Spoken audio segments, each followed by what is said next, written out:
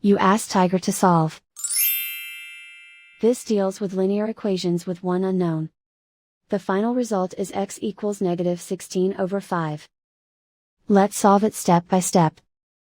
Simplify the expression. Expand the parentheses.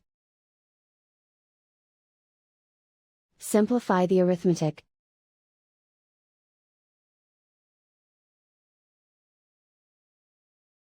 Expand the parentheses. Simplify the arithmetic.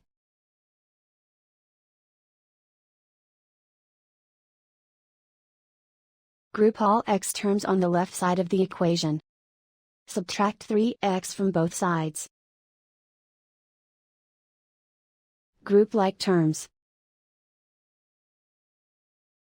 Simplify the arithmetic. Group like terms.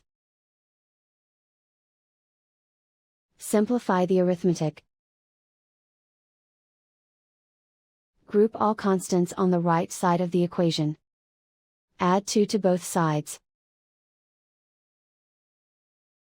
Simplify the arithmetic.